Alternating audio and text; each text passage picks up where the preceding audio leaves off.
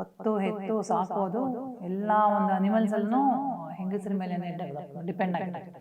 ಅಂಥ ಟೈಮ್ನಲ್ಲಿ ನಾವು ಅವಳಿಗೆ ತುಂಬ ರೆಸ್ಟ್ ಬೇಕಾಗುತ್ತೆ. ಮಗುಗೆ ಎವ್ರಿ 2 to 3 hours ನಾವು ಫೀಡ್ ಮಾಡಬೇಕಾಗುತ್ತೆ ತಾಯಿ.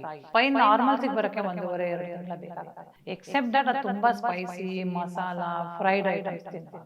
ಓಕೆ, ಇನ್ನು ಬಾಣಂತಿ ಆರೈಕೆ ಬಗ್ಗೆ ಸಾಕಷ್ಟು ಕನ್ಫ್ಯೂಷನ್ ಇದೆ. ಕೆಲವರು ಮನೇಲಿ ಹಿರಿಯರೆಲ್ಲ ಇದ್ರೆ ತುಂಬಾ ಖಾರದ ಸಾರು ಊಟ ಮಾಡ್ಬೇಕು, ಜೊತೆಗೆ ತುಂಬಾ ಬಿಸಿ ಬಿಸಿಯಾಗಿ ನೀರಲ್ಲಿ ಸ್ನಾನ ಮಾಡ್ಬೇಕು ಅನ್ನೋದೆಲ್ಲ ಇದೆ.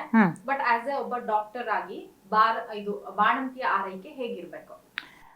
ಒಂದು ಬಾಣಂತಿಯರಿಗೆ ಪ್ರೈಮ್ ಅದೊಂದೇ ಕೆಲಸ. ಈ ಹೆಣ್ಮಕ್ಳಿಗೆ ಏನು ಯುನೀಕ್ ಆಗಿರೋ ಕೆಲಸ ಅಂದರೆ ಮಗುವನ್ನ ಒಂದು ಹೊತ್ತು ಹೆತ್ತು ಸಾಕೋದು ಎಲ್ಲ ಒಂದು ಅನಿಮಲ್ಸಲ್ಲೂ ಹೆಂಗಸರ ಮೇಲೇ ಡಿಪೆಂಡ್ ಆಗಿರೋದು. ಸೊ ಒಂದು ಜನ್ರೇಷನ್ ಟು ಜನ್ರೇಷನ್ ಏನು ನಾವು ಮೂವ್ ಆಗ್ತಿರೋದು that is because of the mother's care and love ಅಲ್ವಾ.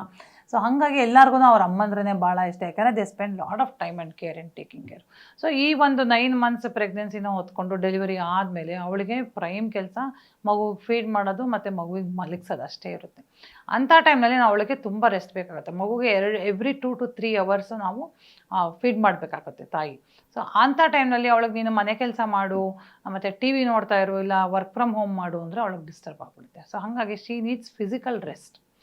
ಆಲ್ಮೋಸ್ಟ್ 6 weeks ಆ ಮಗುಗೆ ಹೊರಗಡೆ ಬಂದು ಪ್ರಪಂಚಕ್ಕೆ ಬಂದು ಅದರದ್ದು ಫೀಡಿಂಗ್ ಎಸ್ಟಾಬ್ಲಿಷ್ ಆಗಬೇಕು. ತಾಯಿಗೆ ಹಾಲು ಕುಡಿಸ್ಬೇಕು, ಕೂತ್ಕೊಂಡು ಕುಡಿಸೋದ ಯಾವ ರೀತಿ ಕುಡಿಸೋದು ಮತ್ತು ತೇಗಿಸ್ಬೇಕು ಮಗುವಿಗೆ ಹಾಲು ಕುಡಿಸಿದ ತಕ್ಷಣ ಅದೆಲ್ಲನೂ ಅಡ್ಜಸ್ಟ್ ಆಗೋಕ್ಕೆ 1 month ಬೇಕಾಗುತ್ತೆ. ಮತ್ತು ಅವಳ ಬಾಡಿ ಸ್ಟ್ರೆಚ್ ಆಗಿರುತ್ತೆ, ಅಂದರೆ ಬೆನ್ನೆಲ್ಲ ಸ್ಟ್ರೆಚ್ ಆಗಿ ಆಲ್ಮೋಸ್ಟ್ ನಾರ್ಮಲ್ ಪ್ರೆಗ್ನೆನ್ಸಿ ಅಂದರೆ ಒಂದು 5-6 kgs ದಿನಾನು 5-6 kgs ನೀವು ಹೊಟ್ಟೆನ ಹೊತ್ಕೊಂಡಾಗಿರುತ್ತಲ್ಲ ಅದನ್ನು ಅಕಾಮಿಡೇಟ್ ಮಾಡೋಕ್ಕೆ ಬೆನ್ನು ಸ್ಪೈನ್ ಸ್ಟ್ರೆಚ್ ಆಗಿರುತ್ತೆ. ಆ ಸ್ಪೈನ್ ನಾರ್ಮಲ್ಸಿಗೆ ಬರೋಕ್ಕೆ 1.5-2 ತಿಂಗಳ ಬೇಕಾಗುತ್ತೆ. ಅಂಥ ಟೈಮ್ನಲ್ಲಿ ಗಂಟೆಗಟ್ಟಲೆ ಕೂತ್ಕೊಳ್ಳೋದು, ಹೆಂಗೆಂಗೋ ಕೂತ್ಕೊಳ್ಳೋದು, ಏನೇನೋ ಕೆಲಸ ಮಾಡಿದ್ರೆ ಅಲ್ಲಿ ಕ್ರಾನಿಕ್ ಆಗಿ ಬ್ಯಾಕ್ ಪೇನ್ ಬರೋ ಸಾಧ್ಯತೆ ಇರುತ್ತೆ. So she will need good physical rest for minimum 6 weeks. 6 weeks ಆದಮೇಲೆ ಅವಳು ಚಿಕ್ಕ ಪುಟ್ಟ ಕೆಲಸ, ಮಗುವಿಗೆ ಸ್ನಾನ ಮಾಡಿಸೋದು, ಒಂದು ಬಟ್ಟೆ ಮಡ್ಚೋದು, ಆ ಥರ ಕೆಲಸ ಮಾಡ್ಬೋದು. ಎರಡನೇದು ಗುಡ್ ಸ್ಲೀಪ್. ಅವಳಿಗೆ ತುಂಬ ನಿದ್ದೆಗೆಡ್ದಿರ್ತಾಳೆ, ಮಗು 2 hours ಎದ್ದೇಳ್ತಾ ಇರುತ್ತೆ. ಸೊ ಅವಳಿಗೆ ನಾವು ಅಡಿಷ್ನಲ್ ಕೆಲಸ ಕೊಡಬಾರ್ದು. ನೀನೇ ಅಡುಗೆ ಮಾಡು, ನೀನೇ ಇದು ಮಾಡು ಅದು ಮಾಡು ಅನ್ನೋ ಕೆಲಸ ಕೊಡಬಾರ್ದು. ಅವಳು ಒಳ್ಳೆ ನಿದ್ದೆ ಮಾಡಬೇಕು.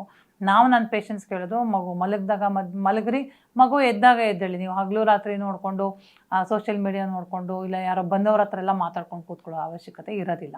ಸೊ ಫಿಸಿಕಲ್ ರೆಸ್ಟ್ ಒಂದು, ಗುಡ್ ಸ್ಲೀಪ್ ಒಂದಿರುತ್ತೆ. ಕಮಿಂಗ್ ಟು ಡಯಟ್, ಅವರ ಕಲ್ಚರಲಿ ರೆಕಗ್ನೈಸಬಲ್ ಡಯಟ್ ಅಂತ ಹೇಳ್ತೀವಿ ನಾವು. ಅಂದರೆ ನಿಮ್ಮ ಮನೆಗಳಲ್ಲಿ ಏನು ಊಟ ಮಾಡ್ತಿರ್ತೀರ ಎಲ್ಲನೂ ತಿನ್ಬೋದು, ಎಕ್ಸೆಪ್ಟ್ ದಟ್ ಅದು ತುಂಬ ಸ್ಪೈಸಿ ಮಸಾಲ ಫ್ರೈಡ್ ಐಟಮ್ಸ್ ತಿನ್ನಬಾರ್ದು ಮನೆಯಲ್ಲಿ. ಮತ್ತು ಪ್ಲಸ್ ಚೆನ್ನಾಗಿ ನೀರು ಕುಡಿಬೇಕು. ಯಾಕೆ ಸ್ಪೈಸಿ ಮಸಾಲ ತಿನ್ನಬಾರ್ದು ಅಂತಂದರೆ, ಇಲ್ಲ ಔಟ್ಸೈಡ್ ಫುಡ್ ಯಾಕೆ ತಿನ್ನಬಾರ್ದು ಅಂದರೆ ಅದೇನಾರ ತೊಗೊಂಡು ಗ್ಯಾಸ್ಟ್ರಿಕ್ ಆಗೋದು, ವಾಮಿಟ್ ಆಗೋದು, ತಿರ್ಗಾ ನಾವು ಮಾತ್ರೆ ಕೊಡ್ತೀವಿ. ನೀವು ಬಾಣಂತಿ ಇರುವಾಗ ಏನೇನು ಮಾತ್ರೆ ತೊಗೊಂಡ್ರು ಅದೆಲ್ಲ ಹಾಲಿನಲ್ಲಿ ಆಚೆ ಬರುತ್ತೆ. ಆ ಹಾಲನ್ನು ಕುಡಿಯುವಂಥ ಮಗುವಿಗೆ ಆ ಔಷಧಿ ಕಂಟೆಂಟ್ ಹೋಗುತ್ತೆ. So we don't want to give too much medicines for you. So ನೀವು ಔಟ್ಸೈಡ್ ಫುಡ್ ತಿನ್ನೋದು, ಏನೋ ವಾಂತಿ ಭೇದಿ ಆಗೋದು, ಆ್ಯಂಟಿಬಯೋಟಿಕ್ ಕೊಡೋದು, ಆ ಮಗುವಿಗೂ ಆ ಮೆಡಿಸಿನ್ ಹೋಗುತ್ತಲ್ಲ. ಸೊ ಆ ಕಾರಣಕ್ಕೆ ನೀವು ಅವೆಲ್ಲ ಅವಾಯ್ಡ್ ಮಾಡಬೇಕಾಗುತ್ತೆ. ಸೊ ಇನ್ಫೆಕ್ಷನ್ಸ್ನ ಅವಾಯ್ಡ್ ಮಾಡಬೇಕು ಅಂದರೆ ಮನೇಲೇ ಮಾಡಿರೋವಂಥ ಹೆಲ್ತಿ ಫುಡ್, ಫ್ರೆಶ್ ಫುಡ್, ಅನ್ನನೂ ತಿನ್ನಿ, ಚಪಾತಿನೂ ತಿನ್ನಿ, ಇಡ್ಲಿನೂ ತಿನ್ನಿ. ಅದು ತೀರಾ ಗ್ಯಾಸ್ ಆಗುವಂಥ ಒಂದು ಕುಂಬಳಕಾಯಿ ಅಂತೆ, ಒಂದು ಸುವರ್ಣಗೆಡ್ಡೆ ಅಂತೆ, ಕುಂಬಳಕಾಯಿ ಅಂತೆ, ಸ್ಪೈಸಿ ಫುಡ್ ಅಂತೆ ಅವೆಲ್ಲ ತಿನ್ನಬಾರ್ದು. ಹಂಗೆ ಪ್ಲಸ್ ನೀರನ್ನ ಚೆನ್ನಾಗಿ ಕೊಡಬೇಕು. ನೀರು ಯಾಕೆ ಕುಡಿಬೇಕು ಅಂದರೆ almost around 1.5 to 2 liters of milk will be produce by the woman ಅಲ್ಲ. ಅವಳಿಗೆ ಡಿಹೈಡ್ರೇಟ್ ಆಯಿತು ಅಂತಂದರೆ ಮೋಷನ್ ಗಟ್ಟಿಯಾಗಿ ಪೈಲ್ಸ್ ಆಗೋದು, ತುಂಬ ಮುಕ್ಕೋದು, ಆಮೇಲೆ ಬ್ಲೀಡಿಂಗ್ ಆಗೋದು ಮೋಷನಲ್ಲಿ ಅವೆಲ್ಲ ಆಗೋ ಸಾಧ್ಯತೆ ಇರುತ್ತೆ. ಮತ್ತು ಹೊಸದಾಗಿ ಆಗಿರುವಂಥ ಬಾಣಂತಿಯರಿಗೆ ಬ್ಲಡ್ ಕ್ಲಾಟ್ ಆಯಿತು, ಕಾಲಿನಲ್ಲಿ ಬ್ಲಡ್ ಕ್ಲಾಟ್ ಆಗಿ ಸೀರಿಯಸ್ ಆಗಿ ಒಂದು ಕಾಂಪ್ಲಿಕೇಶನ್ಸ್ ಕೂಡ ಆಗೋ ಸಾಧ್ಯತೆ ಇರುತ್ತೆ. Minimum 2 to 3 liters of water ಕುಡಿಲೇಬೇಕಾಗುತ್ತೆ ಅವರು.